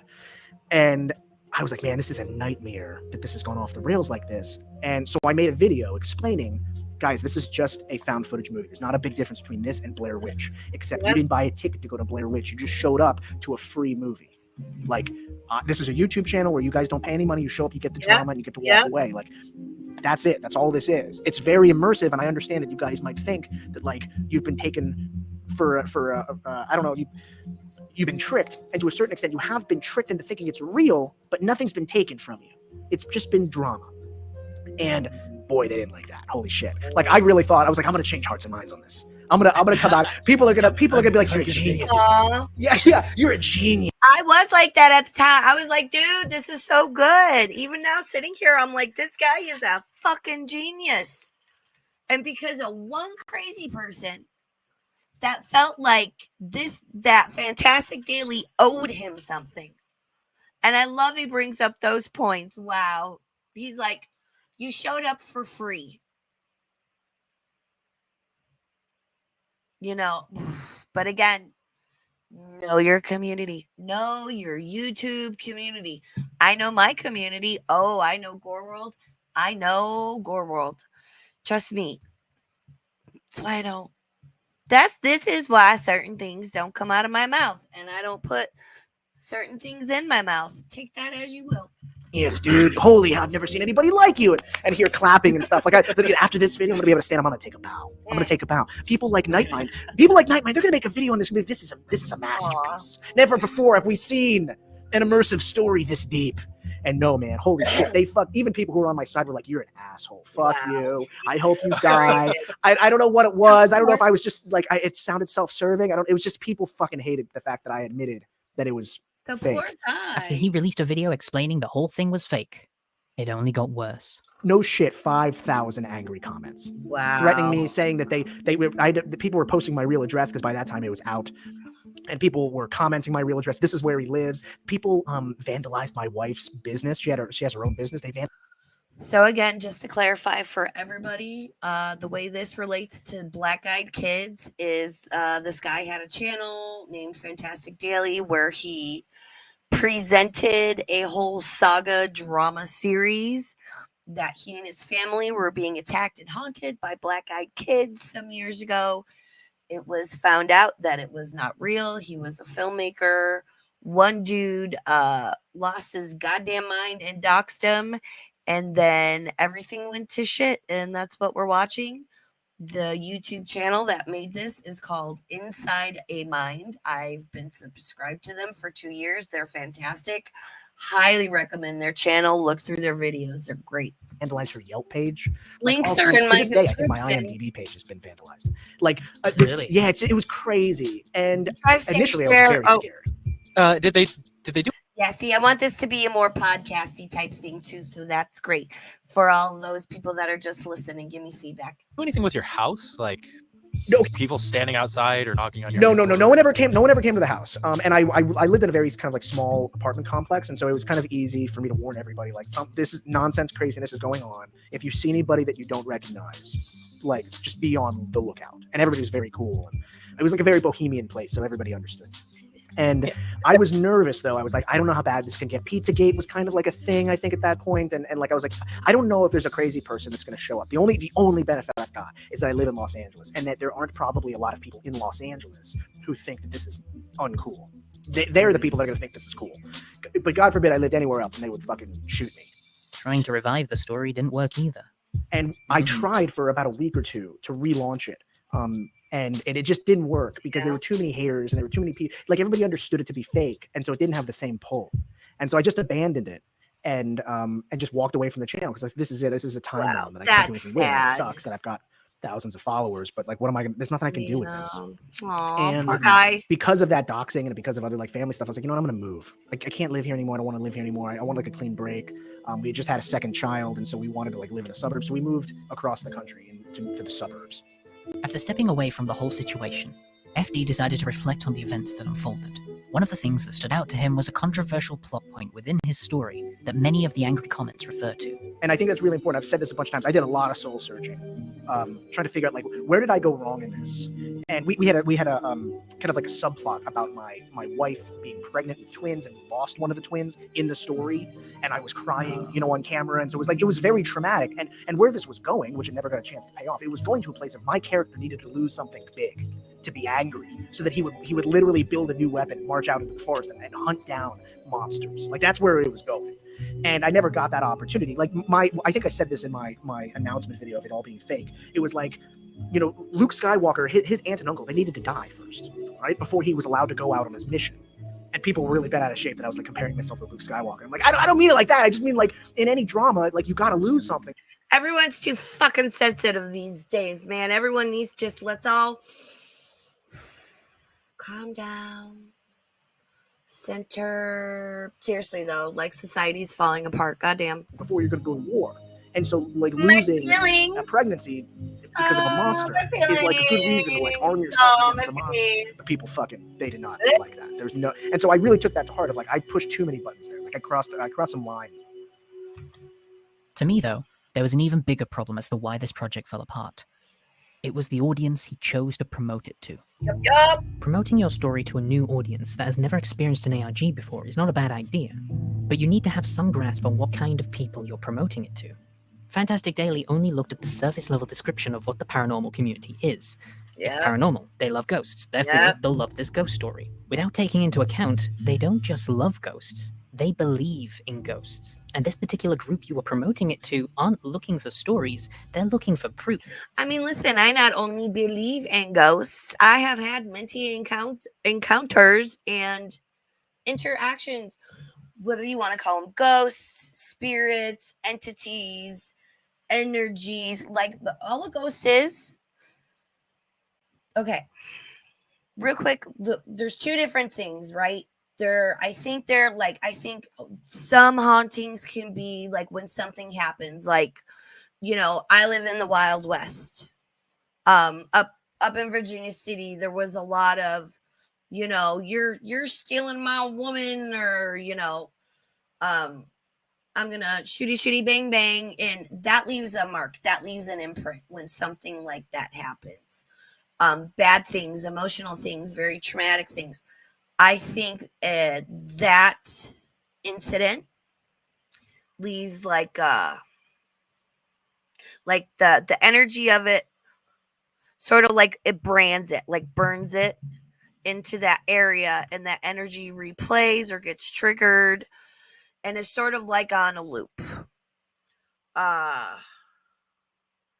Because all a quote unquote ghost is it's me sitting here popping out of this meat suit, popping out of my body, which is not our normal state of being, which is not our original form. I'm still me. I'm just not in this heavy, dense, weird, gross fucking meat suit. I'm back in my original energetic form. We'll get more into this down the road. So yeah, that's basically all a quote unquote ghost is. But I also think most of the times when you think you're talking to a ghost, it's not something good. You know, and I hope I die before everybody. And I mean everybody, because the first thing I'm going to do when I pop out of my body is I am going to go straight to my ex-husband's house. I'm going to hide his keys. I'm going to open all of his cabinet doors. I'm going to knock his coffee over. You got to come in. You got to come in, you. I'm the first place I'm going. So when you present to them something fictional as if it's real, you're going to have a hard time convincing them that it was for good intentions. It's very cliche to say, but this was an accident waiting to happen. Please understand, I'm not excusing the behavior of what the paranormal community did. These people are supposedly over 30 years old and thought the best solution was to dox a family after being fooled into thinking monsters were real. The reason I'm focusing a little more on Fantastic Daily's actions is because I know a lot of you want to make something similar to what he did, and I think it's important to learn where he personally went wrong. The lack of research into what kind of people he was engaging with ultimately brought his show to an abrupt end. And it's a shame, because the idea of a clickbaity top 10 YouTube channel giving out fake... Yep, see, and Monty, that's why I wanted to show this side of it with the black-eyed kids. Like, the stories are great and everything, and, you know, I think I wanted to show this just because I find the story of Fantastic Daily fascinating, but also to show, like, I think some of the stories are true, and yeah, like black-eyed kids are probably a thing. Again, I'll share my own story here in a little bit, but I also think things are exaggerated, and, you know, made up. But again, I don't think Fantastic Daily, in the vein of Black-Eyed Kids, was trying to be malicious or deceitful. He was a filmmaker. He didn't realize he should have been clearer, but then it never would have taken off, because the whole reason it took off is because people believed this was true. I always want to show all the different sides. Like, I believe this is true, or this is happening. Here's the other side of it, where it can be disproven, discredited, whatever. I want to show all the sides. I love that. I love having conversations like that. I want to hear everything you guys think. Information before falling down a rabbit hole is a really good idea. With a healthy amount of subscribers still attached to the channel, he didn't want all of that to go to waste. So, FD attempted to rebrand. After we got set up here, I started thinking about the Fantastic Daily channel, like what it could be, and how I still really, really enjoyed making videos. Like, I'm obsessed with making videos, and that YouTube is the place. This time looking... Monty, when I watched this back in the day, at first I thought it was real. And then a little bit into it, I was like, oh, because it was just too consistent. It was too consistent, you know. If he would have been like every 3 months, but it was too consistent, and I was like, this feels a little too convenient. So yeah, I want to see. I'm not on the TikToks though. I'm not on the TikTok. I want to look into and do just like a whole stream on like TikTok channels and YouTube channels, like that one girl where it's like, there's a haunting in my garage, and it's like their whole life and everything is some sort of paranormal activity. I'm not saying that doesn't happen. I'm not saying it's not a possibility. I'm not saying it's not real.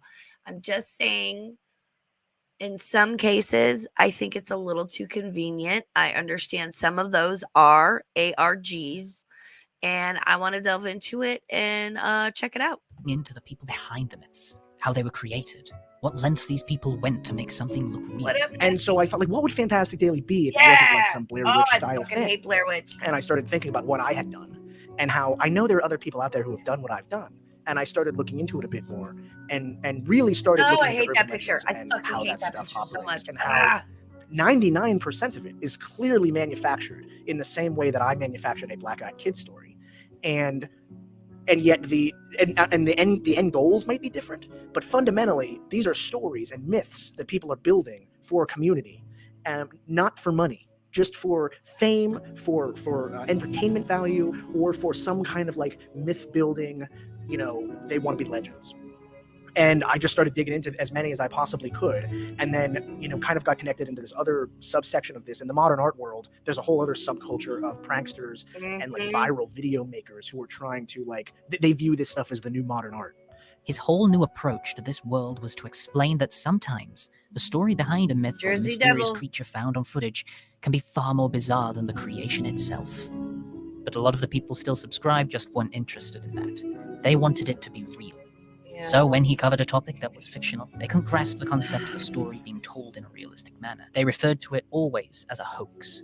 One final rebrand was attempted later on, this time changing the name to Red Hot Punch, telling his own stories followed by weekly live streams. But after a few months, the post stopped. The videos were removed along with the channel. All social media accounts no longer exist. After speaking to Fantastic Daily privately over the last few months, he explained that he'd fallen out of love with the art. To this day, he still makes projects, but they're only for his own enjoyment. I don't think art needs to exist for people who just pay for the ticket. Because then you get the museum crowd. And it's like, I don't want the museum crowd. I don't want people that are going to show up to MoMA every day, right? That's a certain type that's like they're prepared for. I want a crowd of people that would love drama, would love this experience of like feeling all these different emotions, from like joy to fear to some sense of accomplishment, and then give them that thing. Maybe one day Fantastic Daily will return to us. But for now, this is where his story draws to a close. Thank you all for watching.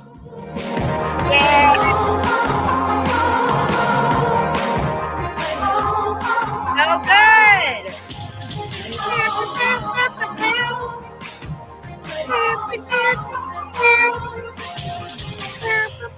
Oh my God. Inside of Mine, 10 out of 10. Absolutely check them out. They are just such a good channel. I've been subscribed to them for, I think, over 2 years now.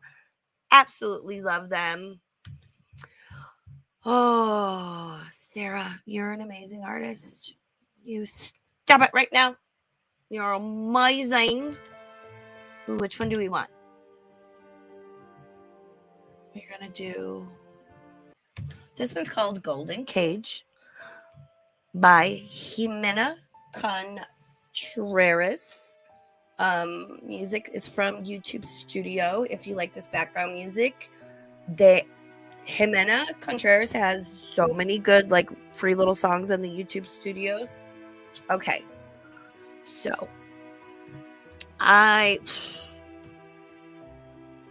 Monty B, I appreciate. Why am I blue? Okay. I appreciate you saying that about healthy skepticism. Yes. I've just learned in my old age, and I'm the type of person where it's like, you need to look at all sides and whatever, and, just take in the information, look for the information. So here is my Black-Eyed Kids story. And I'll try to make it as concise because we all know how Raven's brain works.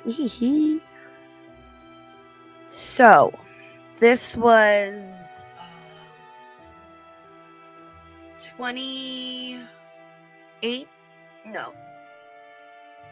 summer of 2019.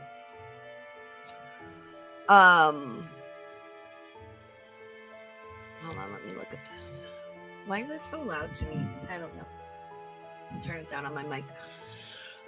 Summer of like 20. I'm sorry, I'm trying to remember. 2018, 2019, I can't remember. It was pre-COVID. So I was doing what I refer to as route, where I would drive around my area, pick up all the samples from the veterinarian's offices, drive them over the hill to Sacramento. And we always took the same route, you know, especially during the summer when there weren't blizzards and whatnot up in the mountains. And I would take I-80 westbound and get off and then take one of the main avenues over to 50, and that would take me to the lab. And I personally, like, there were like 2 or 3 different main streets we could all use. I liked a particular one. It was like Sierra College Parkway. I would take, if anybody in that area is familiar. I haven't done route for years, so. And I would be cruising through this part up the street, where it was like 11:30ish at night. Sometimes a little earlier, sometimes a little later, but again, it was a couriered route. We had to stick to a schedule, and how many times I had driven this. You know, I worked usually like Friday, Saturday, Sunday, and drove to and from past this one particular point tens, if not hundreds of times. And at this point in the road where this encounter happened, it's 4 lanes.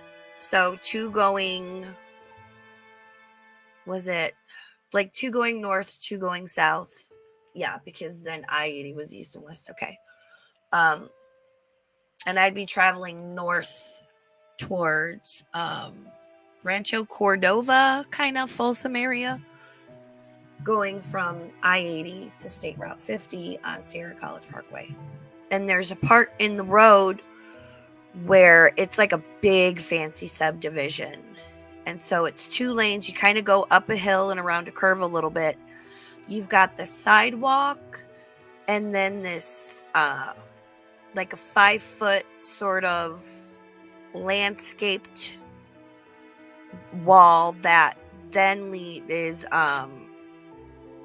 it's like the back of the houses. So, you know, it goes up, it slopes up, and it's like it's a retaining wall kind of thing, and then you can tell the houses are up there, and it's all very pretty and landscaped, very much to dissipate the noise from traveling up to these big fancy houses. And in this part of the road, it was closer to like I-80, I think I remember. Again, I haven't been there in years. There were all of these really pretty street lamps, and they all had like yellow bulbs in them. The light the bulb gave off had a warm yellow color to it.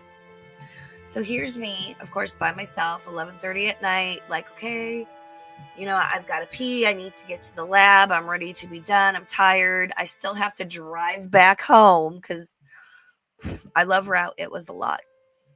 And so I come up upon this one part in the road where there's like a little bit of a curve, not like a blind curve, but I immediately notice it's like yellow light, yellow, yellow, yellow, yellow, cool blue light, yellow, yellow, yellow. And the first thing my brain notices and recognizes is one of these street lamps. It has a cool blue tint to it and not the usual warm yellow tint to it. And I'm like, whoa, did a bulb go out and they had to replace it? Like, you know, what's the deal? Maybe they're, you know, shit happens. It's whatever. I'm sure that municipality in charge of the street lamps would rather have a cool blue light instead of a warm yellow light, cool blue light instead of no light. So the first thing you notice is that just randomly, one of these street lamps that I've driven by how many times has always been a warm yellow light, has a cool blue tint to it. And then all of a sudden, and that's like all my brain registers. I'm rocking out to my music. I'm concentrating on, I'm like, oh, I gotta pee. I want to have a cigarette, whatever, all that stuff. And then I get this like bad feeling. And just out of nowhere, I'm like, ooh. Just that sort of, like, I don't want to be here. What the hell? I just get this like all of a sudden foreboding, uncomfortable feeling. And this all happens in like a matter of seconds, right? And I don't even think my brain like fully was able to comprehend it until I had driven down the road a little bit. So cool blue light, and I'm driving up, and I'm doing probably like 40, 50 miles an hour up this road. So my brain recognizes cool blue light where there's usually warm yellow. I sense, my body senses like bad foreboding, heavy, negative, yucky feeling. And then I notice somebody standing under the fucking street lamp. And I'm talking, there's no cars out. There's probably 75 street lamps on either side of the street, one after the other. No cars. This is the only one that's cool blue. Nobody's out because, again, this is like the back of the houses. And I'm like, oh. And it's, this person was maybe between, say, like 5'7" and 6 feet. Had sort of, if you know those like old army kind of green jackets with a hoodie that was up. Very pale skin. And I will admit, I did not clearly see their eyes or lack thereof. But immediately in my head, and I hadn't thought about black-eyed kids for years. I was like, oh, fuck, is that a black-eyed kid? I don't like this. Because what stuck out for me was the feeling I got. Not only was that one fucking street light, and that could totally be a coincidence.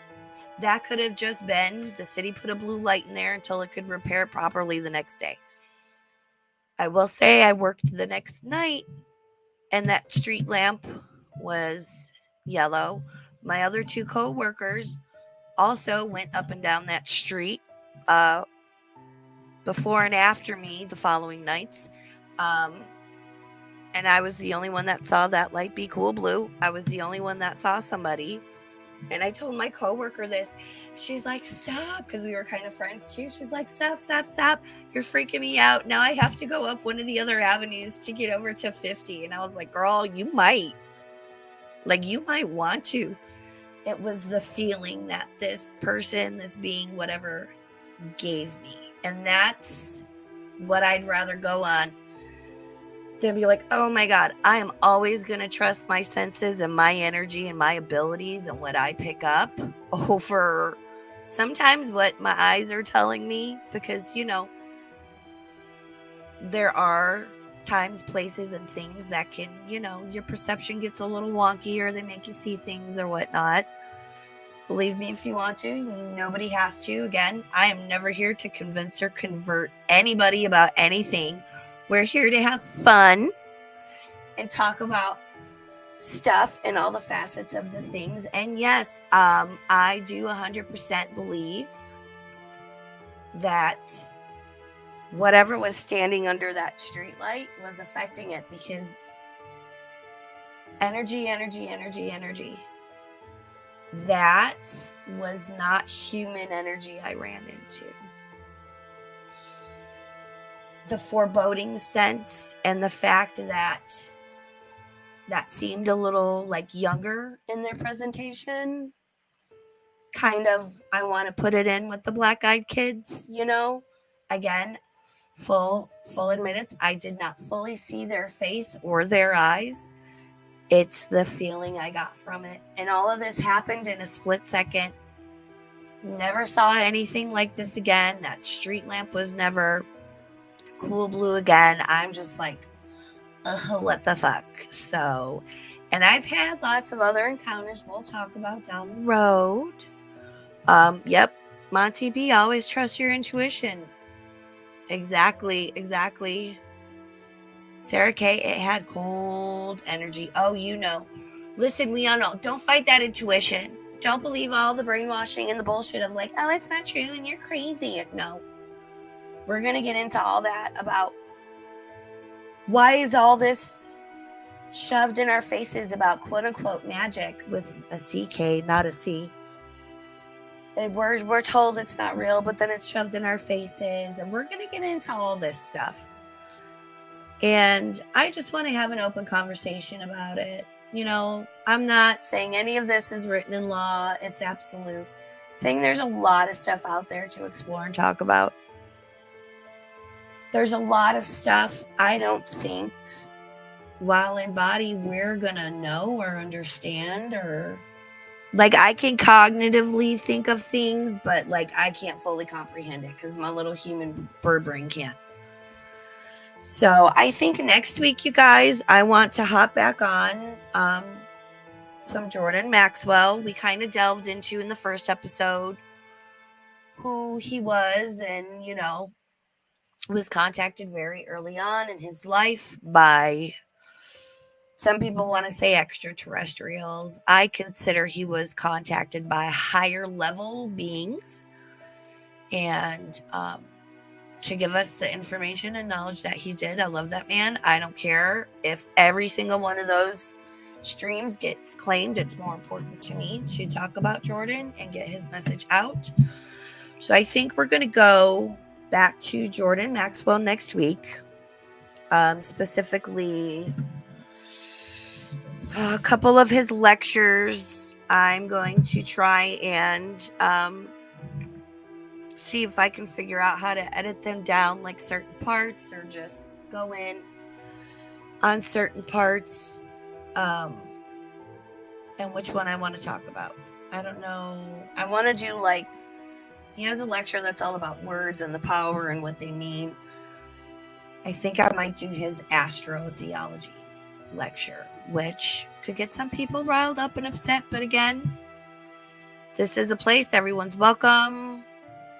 Not here to convert or convince anybody, you know, so whatever your spiritual, religious beliefs are, it's all welcome. We're here to have an open discussion. It's all love. It's all respect, because no matter what, one day we leave this earth, we leave these meat suits, and while we're here and while we're done, we've got to take care of each other. Life sucks. Find the good ones and hold on to them. And then after that, Friday, I don't know, what do you guys want to see? Denver Airport's going to be a little bit. Yeah, and Sarah, I saw your comment from earlier. Do you have personal knowledge on that? And could you help me with that? Because yeah, there's, you know, the ones that like to saunter around. You know what I mean? Let me know, because I'm not sure what to do for the 19th. So we'll go back to Jordan next week, which will be good for me because that'll be easier on my end. But yeah, hopefully I should have my cool new intro next week. I'm very excited and looking forward to that. But yeah, thanks to everybody who showed up. Thanks for everybody checking in on the replays. And again, I will continue to get better as I go along. I appreciate everybody's support and help. And please tell your friends. We're doing fun things over here on Friday night. You know, it's a nice break from all the girls and all that stuff. So I appreciate you guys so much. Please like, subscribe. My Twitter's in my description. Mixed channels in my description. Check out Inside of a Mind, all that fun stuff. I really appreciate you guys. Sarah K, you're the best. I love you so much. Arsenate. ShareBear52, Monty B. Oh, I'm losing my voice. Aaron Tay. Who else am I? Illyria. Oh my gosh, you guys are so awesome. Thank you so much for being here. Leave me your suggestions and I'm sure. Okay, bye.